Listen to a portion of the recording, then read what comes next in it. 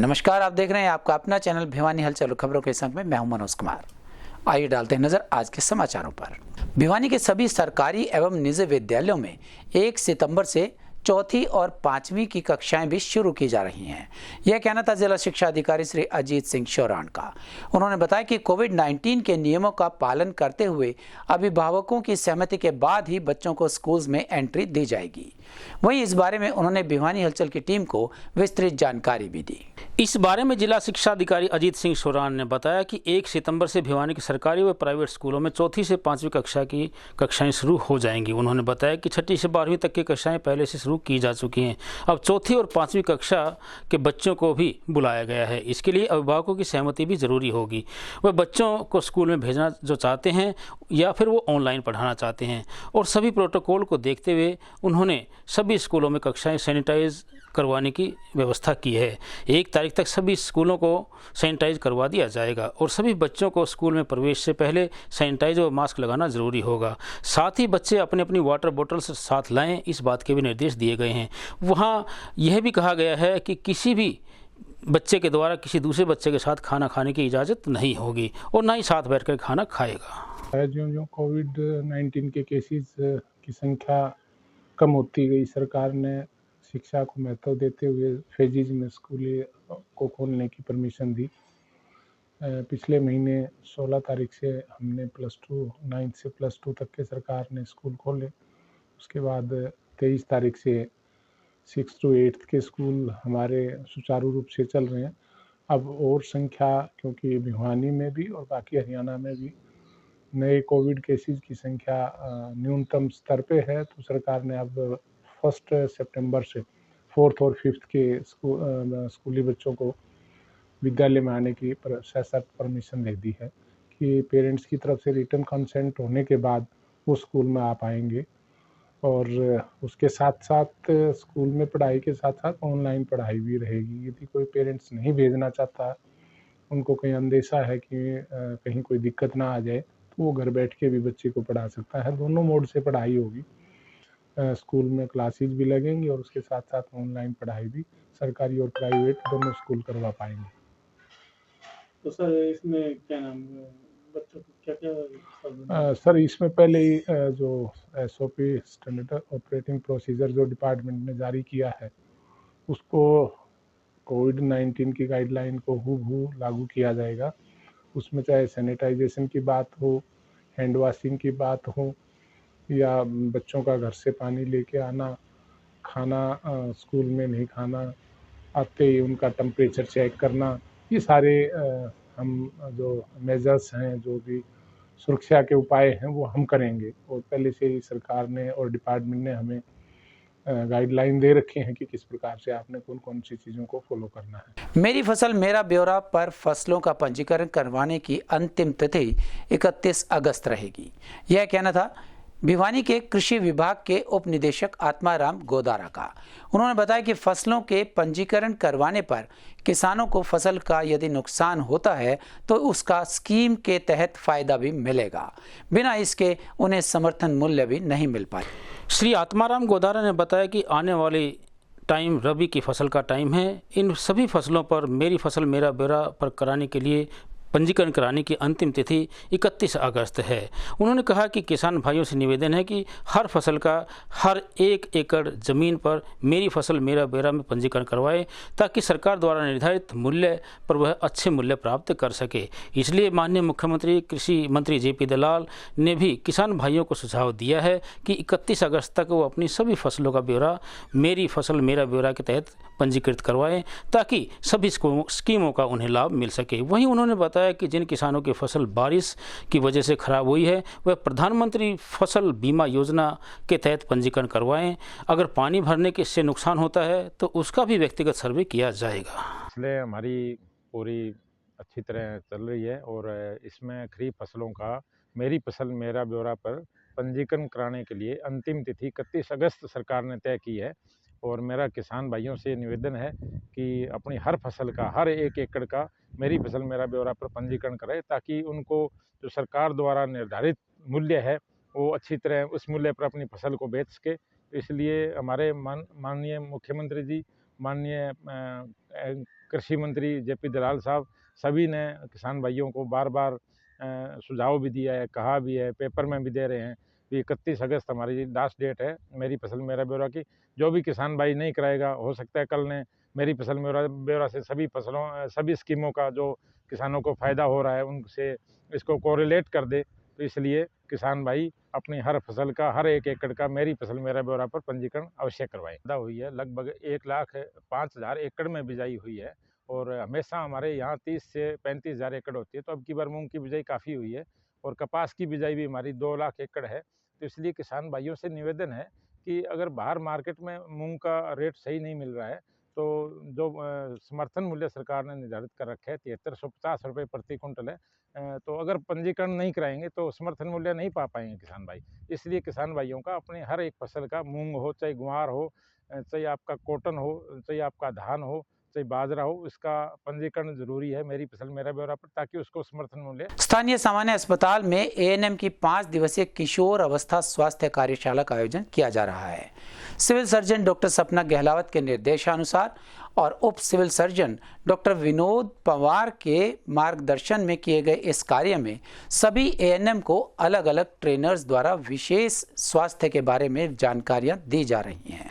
ANM प्रशिक्षण कार्यशाला में जिला किशोर स्वास्थ्य अधिकारी डॉक्टर पूजा ने बताया कि किशोर अवस्था में बच्चों का शारीरिक व मानसिक विकास होता है, इसलिए इस उम्र में बच्चों के खाने में पोषक तत्वों की भरमार होनी चाहिए, नहीं तो किशोर अवस्था में बच्चों का विकास सही गति से नहीं हो पाता। आज के दौर में किशोर अवस्था में बच्चों की थाली में पोषक तत्व की जगह जंक फूड की मात्रा बढ़ती जा रही है, जो भविष्य के लिए खतरे की घंटी है, जिसके कारण समाज को नई पीढ़ी के रूप में भयंकर बीमारियों का सामना करना पड़ेगा। इसलिए हम सभी को अपने बच्चों को पोषण युक्त भोजन करने के लिए प्रेरित करना है। वहीं डॉक्टर पूजा ने बताया कि किशोर अवस्था में बच्चे नशे की तरफ आकर्षित होते हैं, जिसके कारण बाद में नशे की लत लग जाती है, जिसके लिए बच्चों को नशे के दुष्परिणामों के प्रति जागरूक करना चाहिए। डॉक्टर अमित ने बताया कि किशोर अवस्था में बच्चे रक्त की कमी के कारण एनीमिक हो जाते हैं। हमने यहाँ पे डिस्ट्रिक्ट लेवल पे एक एएनएम्स की ट्रेनिंग रखी थी 5 दिन की, जिसमें हम राष्ट्रीय किशोर स्वास्थ्य कार्यक्रम के तहत एएनएम्स को ट्रेन किया गया है। इसमें हमने राष्ट्रीय किशोर स्वास्थ्य कार्यक्रम को सारा बताया है और इसके तहत हम एडोलसेंट एज के लिए एक प्रोग्राम चला रहे हैं, जिसमें कि हम पीयर एजुकेटर्स बनाएंगे। उसको हर गांव में हर बच्चे तक ये पहुंचाने के लिए उन्हीं की एज के बच्चों को हम लेंगे, उनको हम अपनी तरफ से एक किट देंगे और ट्रेनिंग देंगे। वो ट्रेनिंग हमारी एएनएम जिनको अभी हमने ट्रेनिंग दी है, ये आगे जाके गांव में हर जगह वो ट्रेनिंग देंगे उन पीयर एजुकेटर को। और ये पीयर एजुकेटर 1000 की पॉपुलेशन पे 4 हम बनाएंगे, जिसमें 2 लड़के और 2 लड़कियां होंगी। आगे फिर उनकी ट्रेनिंग की जाएगी और हर मंथ फिर उनकी एक्टिविटी को देखने के लिए हमारी एएनएम उनकी मीटिंग्स लेगी कि वो क्या कर रहे हैं क्या नहीं है। इसमें जो किशोर अवस्था है, एडोलसेंट एज 10 से 19, वो बहुत मेन पीरियड्स होता है बच्चों के लिए, सही जाने के लिए भी और गलत जाने के लिए भी। बच्चों को सारी जानकारी इसमें नहीं होती, उसी के लिए हम ये प्रोग्राम चला रहे हैं, ताकि बच्चों को हर चीज़ की नॉलेज हो और उनकी अगर किसी भी तरह की प्रॉब्लम है, अगर हमारा पीयर एजुकेटर उसको सॉल्व करे तो ठीक, नहीं तो वो हमारे तक उसको लेके आएगा। और उसके लिए इस प्रोग्राम में हमारी एएनएम है, आशा है, हर सीएचसी एसडीएच पे हमारा काउंसलर है और उसके बाद डिस्ट्रिक्ट लेवल पे हमारे डिप्टी और हम लोग हैं। ये हमारा प्रोग्राम 2014 से चल रहा है। इसमें उस टाइम हमारे काउंसलर थे जो सीएचसी पे और एसडीएच पे और जीएच पे हैं, पर कुछ बच्चे ऐसे हैं गांव में जो वहां तक हमारे तक नहीं पहुंच पाते, तो उसके लिए ही हमने ये पीयर एजुकेटर प्रोग्राम चला है। उसमें हम इसी एज ग्रुप के बच्चों को उठा रहे हैं। हम उनकी ट्रेनिंग करेंगे आरकेएस के, कि उनको बताएंगे कि इस टाइम में क्या क्या चेंजेस होते हैं और क्या क्या दिक्कतें बच्चों को आती है, और उन बच्चों की ट्रेनिंग करेंगे ताकि वो बच्चे आपस की एज में बात कर पाएँ, क्योंकि बच्चे बहुत जल्दी हर किसी से बात नहीं कर पाते हैं इस एज में, और उनकी जो भी दिक्कत होगी पीयर एजुकेटर हमारे तक लेके आएगा उस बच्चे। हमारी है ना 23 तारीख से ट्रेनिंग शुरू हुई थी। सभी एएनएम्स की लगभग 20 का बैच है, कैरू, धनाना और अदर पीएससी की। तो इसमें हमारे को यही बताया गया है कि पीयर एजुकेटर तैयार करने हैं हमने, मतलब स्कीम्स हो ये पहले से भी थी, लेकिन हमारे को अभी ट्रेंड किया गया इसमें। तो पीयर एजुकेटर हमें मतलब एक आशा के नीचे 4 पीयर एजुकेटर तैयार करने हैं। तो वो पीयर एजुकेटर हमारे को मतलब क्या करेंगे, काम में हेल्प करेंगे। जो 10 से 19 साल तक के किशोर अवस्था के बच्चे होते हैं वो डायरेक्ट हमसे नहीं मिल पाते, और ना ही मतलब स्कूल में अपने टीचर से शेयर कर पाते कोई बातें, या ना ही अपने घर माता पिता से शेयर कर पाते हैं। तो वो क्या है कि अपने एज के जो बच्चे होंगे ना, उनसे वो बातें अपनी बताएंगे और उनकी प्रॉब्लम को सोल्व करेंगे। और मान लो कि वो सीधे हमें नहीं आके बता सकते तो पीयर एजुकेटर को बताएंगे, वो आशा को बता देंगे। आशा तक अगर प्रॉब्लम सोल्व होती है तो ठीक है, नहीं तो फिर वो आशा हमारे को आकर बताएंगी और हम उसको अपने बेस पे जहाँ तक होता वहाँ मतलब उसको प्रॉब्लम को सोल्व करने की कोशिश करेंगे। और अगर फिर भी नहीं होती तो फिर हमें PSC पे, CHC पे, और CSC पे भी नहीं होती तो हम GH पे भेजेंगे उनको। ट्रेनिंग दी गई है, इसमें बहुत अच्छी अच्छी बातें हमें बताई गई हैं।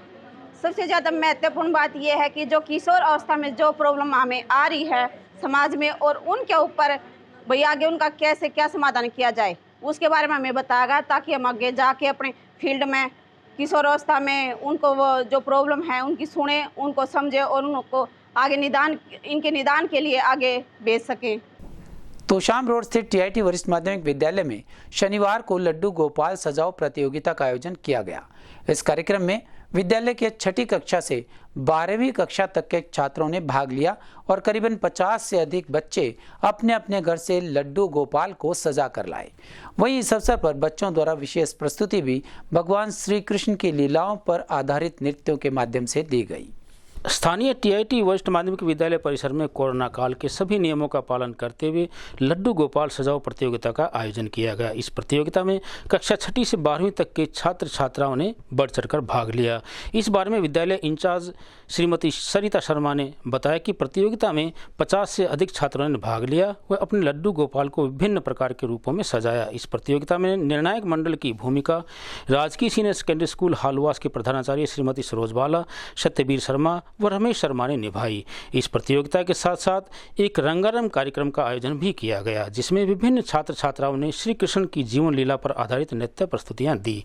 अतिथिगणों ने कार्यक्रम की भूरी भूरी प्रशंसा की और विद्यार्थियों के उज्जवल भविष्य की कामना की। इसी के साथ केक काटकर सभी विद्यार्थियों ने जन्माष्टमी का उत्सव का आनंद भी लिया। वहीं बतौर निर्णायक सदस्य पहुंचे रमेश शर्मा ने बताया कि बच्चों के द्वारा जन्माष्टमी के पर्व पर कोरोना के नियमों का पालन करते हुए अत्यंत मनमोहक प्रस्तुतियां दी गई हैं। लड्डू गोपाल प्रतियोगिता करवाएगी। इसके अंदर बच्चों ने बड़ी मेहनत से, बड़ी लगन से, निष्ठा से और उन्होंने बड़े लड्डू गोपाल को सजा देकर तैयार करके यहाँ लाए हैं और ये 50 लड्डू गोपाल इन बच्चों के तैयार हैं। इनमें से आज कंपटीशन होना है किस बच्चे ने लड्डू गोपाल की अच्छी सजावट की है। वैसे तो लड्डू गोपाल सभी एक ही हैं और एक ही आकार है, इनका एक ही बात है, बाकी इनकी सजावट, उनका जो है रंग रूप और उनकी जो है जो डेकोरेशन है वो बच्चों ने किस प्रकार से तैयार की। आज कंपटीशन का इनका बच्चों का मामला है और इनके अंदर से 50 बच्चों से जो बच्चा श्रेष्ठ आएगा उसको उचित इनाम विद्यालय की तरफ से दिया जाएगा।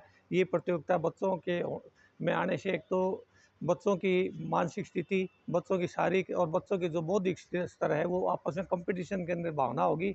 उस भावना के अंदर बच्चे जो ये बढ़ चढ़ कर भाग लेंगे और इससे बच्चों का बड़ा अच्छा सर्वांगीण स्कूल में लड्डू गोपाल प्रतियोगिता का आयोजन किया गया है और इसमें बहुत सारे स्टूडेंट्स ने पार्टिसिपेट किया है और अलग अलग थीम को भी अडॉप्ट किया है, तो काफ़ी अच्छा लग रहा है। जन्माष्टमी के उत्सव पर बच्चों ने इसमें भाग लिया है और कंपटीशन इस तरह के होते रहने चाहिए, क्योंकि इस कोरोना काल में सभी बच्चे भी बड़ा बॉर्डम फील कर रहे थे और हमने इस पूरे प्रोटोकॉल्स को भी ध्यान में रखा है जो भी कोरोना से रिलेटेड है। और 6 ऑनवर्ड्स ये कंपटीशन रखा गया है। इसके बाद में केक कटिंग का प्रोग्राम होगा, क्योंकि जैसे पता है कि सोमवार को जन्माष्टमी होगी और डिफरेंट स्कूल्स में और डिफरेंट जगह कॉम्पिटिशन्स होंगे, तो हमने सोचा आज ही बच्चों को ये जिले के गांव दिनोद के एक किसान की अपने ही ट्रैक्टर के पलटने से उसके नीचे दब जाने के कारण मृत्यु हो गई। प्राप्त जानकारी के अनुसार गांव दिनोद निवासी सुनील पुत्र रण सिंह खेत से घर आ रहा था कि नील गाय को बचाने के चक्कर में संतुलन बिगड़ गया और ट्रैक्टर पलट गया, जिसके कारण उसकी मौत हो गई। प्राप्त जानकारी के अनुसार दिनोद गांव के निवासी सुनील पुत्र रण सिंह कल शाम को खेत में पानी लगाकर अपने घर लौट रहा था। रास्ते में ट्रैक्टर के सामने नील गाय से बचाने का प्रयास उन्होंने किया, जिससे उसके ट्रैक्टर पलटने से सुनील ट्रैक्टर नीचे दब गया। सुनील को चौधरी सामान्य बंसीलाल अस्पताल में लाया गया, जहाँ पर डॉक्टर्स ने उसे मृत घोषित कर दिया। सुनील के 3 बच्चे हैं, जिनके ऊपर दुखों का पहाड़ टूट पड़ा है। वहीं ग्रामवासियों ने जिला प्रशासन और सरकार से अपील की है कि सुनील के बच्चों को आर्थिक मदद दी जाए और उसकी पत्नी को सरकारी नौकरी प्रदान की जाए। सुनील सनोप रण सिंह गाँव दिनोद से ये कल शाम को खेत से पानी लगा कर आ रहे थे और ट्रैक्टर चला रहे थे। और आगे नील गाय आ गई, उसको बचाने के लिए साइड में लिया तो ट्रैक्टर पलट गया, उससे इसकी मृत्यु हो गई। अब सिविल हॉस्पिटल भिवानी ले आए हैं। इसका पोस्टमार्टम के बाद डेड बॉडी परिजनों को दी जाएगी। और कितने बच्चे हैं इनके और क्या ये 2 लड़की हैं जी, 1 लड़का है। और यही एक सहारा था, ये खेती बाड़ी करता था और इनके पास कोई आधार नहीं है, यही सहारा था। प्रशासन से क्या मांग करते हैं? प्रशासन से जी इसको कोई रोड कले मिल जाए और लेडीज़ को नौकरी मिल जाए, इससे आर्थिक मदद मिल जाए, इससे इसके घर का गुजारा हो जाए, ये हमारी रिक्वेस्ट है। स्थानीय हलवास गेट स्थित बाबा जहरगिरी सिद्धपीठ आश्रम में शनिवार को हवन यज्ञ का आयोजन कर उत्तर प्रदेश के पूर्व मुख्यमंत्री कल्याण सिंह को श्रद्धांजलि अर्पित की गई। इस मौके पर आश्रम के पीठाधीश्वर श्री महंत जूना अखाड़ा डॉक्टर अशोक गिरी ने हवन में आहुति डाली और कल्याण सिंह जी के कार्यों और जीवन पर प्रकाश भी डाला। इस अवसर पर आश्रम के पीठाधीश्वर अंतर्राष्ट्रीय महंत जूना अखाड़ा डॉक्टर अशोक गिरी महाराज ने हवन यज्ञ में आहुति डालकर उत्तर प्रदेश के पूर्व सीएम कल्याण सिंह को श्रद्धांजलि अर्पित करते हुए कहा कि पूर्व सीएम कल्याण सिंह त्याग की मूर्ति थे। कल्याण सिंह ने त्याग की भावना को दर्शाया तथा धर्म के लिए अपने सर्वोच्च पद को भी त्याग दिया। आज जो हिंदुत्व की सिंह गर्जना हम सब कर रहे हैं, उसमें सबसे अधिक योगदान कल्याण सिंह का ही है। श्री महंत ने कहा कि राजनीतिक तौर पर उनका योगदान अमूल्य एवं यादगार रहेगा। उन्होंने अपने कार्यकाल के दौरान कई ऐसे कार्य किए जो उत्तर प्रदेश के विकास में मील का पत्थर साबित हो रहे हैं तथा पूर्व सीएम कल्याण द्वारा लागू की गई योजनाओं का लाभ आज भी यूपी के प्रत्येक व्यक्ति तक पहुंच रहा है। नीति नीतिष्ठि राज्ञ राज्ञ, जो नीति से राज करे वह राजा, और जो नीति से आप नीति कौन सी? धर्म नीति। धर्म पर जो चले वह राजा, धर्म पर बड़े बड़े दानी हुए। भारतीय परंपरा रही है, संस्कृति रही है। राजा हरिश्चंद्र ने धर्म के लिए सब कुछ त्याग दिया। उसी नीति पर कल्याण सिंह जी ने, धर्म की नीति पर राम को श्रेष्ठ रखते हुए अपने राजस्व को, अपने राज्य को, अपने पद को, मान सम्मान को, प्रतिष्ठा को, सब कुछ राम के चरणों में त्याग दिया। त्याग भावना सिखाती है कि त्याग क्या है। भारतीय परंपरा में, वैदिक परंपरा में त्याग हमेशा श्रेष्ठ कहा गया है। त्याग किसी भी चीज़ का हो, मनसा कामेन प्रकृति स्वभावात, तो त्याग सबसे बड़ी परंपरा रही है। और उसी त्याग की परंपरा में कल्याण सिंह जी का नाम आज भारत में और आने वाले इतिहास में श्री रामचंद्र के अनुरागी कल्याण सिंह जी का नाम लिया जाएगा कि कोई जो आज एक राज के लिए एक कोई बच्चा टॉफी नहीं त्याग कर सकता, उन्होंने राम के लिए अपने राज्य को त्याग दिया था। भिवानी जिले के लिए बड़े गौरव की बात है कि यहां से बीटेक के छात्र मोहित ने प्रधानमंत्री नरेंद्र मोदी की योजना आत्मनिर्भर भारत अभियान के तहत आर्टिफिशियल इंटेलिजेंस और मशीन लर्निंग के क्षेत्र में कार्य करते हुए 24 पेटेंट्स और 7 स्टार्टअप अपने नाम करवाए हैं। इसके चलते उन्हें राइट चॉइस अवार्ड मैगजीन द्वारा entrepreneur of the year award 2021 से भी सम्मानित किया गया है। आपको बता दें कि भिवानी निवासी 21 वर्षीय मोहित के नाम 24 पेटेंट्स और 7 स्टार्टअप्स हैं। Mohit Kumar MK apps creative private limited के संस्थापक व CEO हैं। मोहित को आज की युवा पीढ़ी अपनी प्रेरणा स्रोत मानती है। मोहित ने बताया कि उनको इतने बड़े मंच पर सम्मानित होने का एक बहुत बड़ा अवसर मिला है। उन्होंने बताया कि आत्मनिर्भर भारत अभियान से प्रेरित होकर उन्होंने आर्टिफिशियल इंटेलिजेंस व मशीन लर्निंग के क्षेत्र में 24 पेटेंट व 7 स्टार्टअप्स रजिस्टर करवाए हैं। वर्ष 2025 तक आत्मनिर्भर भारत बनाने की दिशा में वे तकनीकी रूप से देश को अपना सहयोग देंगे। मोहित ने कहा कि मेरी लाइफ के असली हीरो मेरे माता पिता हैं, जिन्होंने मुझे इस लायक बनाने के लिए दिन रात काम किया। मैं इस अवार्ड को उन सभी एंटरप्रेन्योर को समर्पित करना चाहूँगा जिनके पास इस देश को विकसित करने की दृष्टि है। ये एंटरप्रेन्योर ऑफ द ईयर का अवार्ड मिला है। इसके अंदर दुनिया भर से लोग आए हुए थे, दुनिया भर के लोग इसके अंदर इन्होंने पार्टिसिपेट किया, नॉमिनेशन किया। इसकी जो प्रक्रिया थी वो आज से 4 महीने पहले स्टार्ट हुई थी। इनकी एक जूरी बैठती है, जूरी ने अपना नॉमिनेशन फॉर्म मेरा चेक किया। नॉमिनेशन फॉर्म के अंदर हमने अपने पेटेंट्स, हमने अपनी जो भी पूरी पब्लिकेशंस हो, हमारी जो क्वालिफिकेशन है ये वो हमें बतानी पड़ती है। और ज्यूरी जो होती है इनकी, वो इसको देखती है कि जो इन्होंने जो बताया है कि वो सही डायरेक्शन में राइट है या नहीं है। और इस चीज़ के लिए मुझे बड़ी खुशी है कि उन 2022 लोगों में से मुझे चुना गया सबसे कम उम्र में। भारत सरकार की तरफ से मुझे जो स्टार्टअप्स अवार्ड्स मिले हैं उसमें भी काफ़ी मुझे हेल्प मिली है। मेरे नाम पे 24 पेटेंट्स हैं और स्टार्टअप मैंने किए हैं under the government of India और स्टार्टअप इंडिया के तहत। और मैं इस अवार्ड को उन सभी एंटरप्रेन्योर मैं उसको समर्पित करना चाहूँगा, जिनको इस देश को आगे बढ़ाने की एक रुचि है और एक उनके भविष्य के लिए, एक भारत के भविष्य के लिए मैं इस अवार्ड को समर्पित करना चाहूँगा। मोहित को 2021 एंटरप्रेन्योर अवार्ड मिला है जी हाल ही में, और उसकी उपलब्धि एक स्टार्टअप को लेकर के उसने 24 पेटेंट्स अपने नाम से मतलब ग्रांट किए हैं। 7 स्टार्टअप उसके पर काम चल रहा है। जो नरेंद्र मोदी की मुहिम है आत्मनिर्भर भारत, उसको लेकर के ये अपनी पढ़ाई के दौरान ही कर रहा है। और हमें लगता है कि जब कोर्स इनका पूरा हो जाएगा तो एक देश को एक नई ही दिशा में, नई ही टेक्नोलॉजी में ये इसका दिमाग चल रहा है हमारे जी। एक तो इकोनॉमिकल के लिए काफ़ी वो रहेगा, एक गाड़ियों के लिए एक्सीडेंट ना हो। हाल ही में रोज़ जनता एक्सीडेंट से जा रही है हिंदुस्तान के अंदर, लेकिन इन्होंने एक ऐसा सॉफ्टवेयर, ऐसी तकनीक खोज की है कि आने वाले समय में वो सभी गाड़ियों में यदि वो लग जाती है तो हिंदुस्तान में कोई भी एक्सीडेंट से नहीं मारा जाएगा। और मैं सरकार से अपील करता हूँ कि इस सॉफ्टवेयर को सरकार हर एक गाड़ी में कंपलसरी करे, ताकि भारत देश एक नई दिशा में जाए। भिवानी के नज़दीकी गांव पालुवास में चल रही बॉक्सिंग प्रतियोगिता में एक खिलाड़ी को चोट लगने पर उसने असुविधाओं का आरोप लगाते हुए उसके साथ भेदभाव होने का आरोप भी लगाया। जिला स्तरीय इन खेलों में अव्वल रहने वाले खिलाड़ियों को राज्य स्तरीय और फिर राष्ट्रीय स्तर पर खेलने का मौका भी मिलेगा। अपना इलाज करवाने के लिए आए कुलदीप ने बताया कि पालवास गांव में खेलते हुए उन्हें चोटें लग गई, तो वहां कोई भी एम्बुलेंस का प्रबंध नहीं था और ना ही कोई वहां पर डॉक्टर्स वगैरह की व्यवस्था की गई थी। उसने बताया कि पहले राउंड में वो जीत चुका था और उसने कहा कि उसे सेकंड राउंड के हिसाब से रिजल्ट दिया गया। तो मैं 80 kg वेट में खेला सर, ये सीनियर स्टेट के लिए डिस्ट्रिक्ट हो रही थी सर, भिवानी की सर। और सर ये यहाँ पर नाइंसाफ़ी हो रही थी सर, ना तो कोई मेडिकल का वो व्यवस्था थी और कुछ नहीं था सर। और मेरे सर यहाँ पर सर लगने की वजह से कट लग गया था और मैं पहला राउंड जीता हुआ था, लेकिन मेरा सेकंड राउंड के हिसाब से रिजल्ट दिया गया और आरसी घोषित कर दिया, वरना मेरा ए टीम में होना था। ये सर पालवास में हो रहा सर, गुरुदेव बॉक्सिंग अकेडमी में सर। और सर वहाँ पर मेरा ए टीम में होना था, बट उन्होंने सेकंड राउंड के हिसाब से आरसी घोषित कर दिया मुझे। वैसे मैं फर्स्ट राउंड में जीता हुआ था सर। मेरा नाम शिवम है, मैं 63.5 kg वेट में खेलता हूँ। मैं वहाँ पे जितना मर्जी हो रहे थे उतने राउंड करवा रहे थे। मेरे पहले 2 राउंड करवाए, उनमें मैं जीता हुआ था। फिर तीसरा राउंड और करवा दिया, उसमें मैं हरवा दिया उन्होंने और ना स्कोरिंग सीट दिखाई। और कल हमसे 200 रुपये एंट्री फीस भी ले ली और हमें ना कोई सर्टिफिकेट दिया, ना कुछ और दिया, न कुछ रसीद दी, और न वहाँ पे कोई मेडिकल सुविधा थी। उन्होंने एक भी मेडिकल सुविधा नहीं दी, कुछ भी।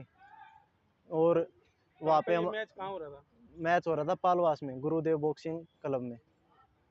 और वहाँ पे बच्चों को किसी को ज़्यादा चोट लग जाती तो ना एम्बुलेंस की सुविधा थी, अगर ज़्यादा चोट लग जाती तो उसका कौन जिम्मेवार होता। कि भिवानी डिस्ट्रिक्ट के प्रेसिडेंट संजय सुरान ने बताया कि जो पालवास में खेल चल रहा है वो बिल्कुल निष्पक्ष है। सारे नियम डिसीजन जो भी हुए हैं वो नियम के अनुसार किए गए हैं। स्टेट ये 3 से 7 तारीख तक है, 3 को ड्रा हैं और 4 को वेट हैं, फिर 7 तक चलेंगे। और हमारे आशीष बेनीवाल जी हैं जो प्रॉपर कड़वास गांव से हैं, समाज सेवी हैं, हमारे यंग साथी हैं, ये पूरा अपना संभाल रहे हैं वहाँ पे। और हमारा डीसी साहब हमारा पूरा साथ दे रहे हैं। क्यों होते हैं पता नहीं, कौन इनको बकाया जाता है या कुछ भड़काया जाता है। अब स्टेट चैंपियनशिप में 2 टीम खेल रही है भिवानी की, क्योंकि हम भिवानी की हर साल चैंपियनशिप उठाते हैं, इसलिए हमें 2 टीम खेलने का वो मिला है। तो हम चाहते हैं कि बेस्ट टीम खेले, फिर अगले साल 2 टीमों का मिले। हम क्या चाहते हैं ए बी दोनों टीम फर्स्ट सेकंड आए, दोनों का हमारी 4 टीम खेले। इसमें ये कोई मैटर नहीं लगता ए से खेलो या बी से खेलो, वहाँ पे जीतो, जो जीतेगा गोल्ड आएगा वो नेशनल में जाएगा, और गोल्ड सिल्वर आएगा वो भी नेशनल जाएगा। इस बार रूल अलग बना दिया BFI ने कि हरियाणा की 2 टीम खेलेंगी नेशनल में। जैसे हमारे भिवानी की 2 टीम खेल रही हैं, ऐसे ही हरियाणा की 2 टीम खेलेंगी। अब ज़्यादा से बच्चों को चांस मिलेगा। मैं चाहता हूँ कि अपना अच्छे ट्रीटमेंट कराए, अपने स्टेट चैंपियन हो, स्टेट में मेडल ले, नेशनल में जाओ, आगे इंटरनेशनल खेलो, इसमें कोई विवाद वाली बात नहीं है। शनिवार को सुबह तक आई रिपोर्ट्स के अनुसार कोरोना संक्रमण का न तो कोई नया केस ही आया और न ही कोई ठीक हुआ। इस तरह से यहाँ एक्टिव केसेस की संख्या अभी भी 7 ही बनी हुई है। स्वास्थ्य विभाग ने लोगों से अपील की है कि कोविड-19 के नियमों का अधिक से अधिक पालन करें और स्वयं को संक्रमण से बचा के रखें।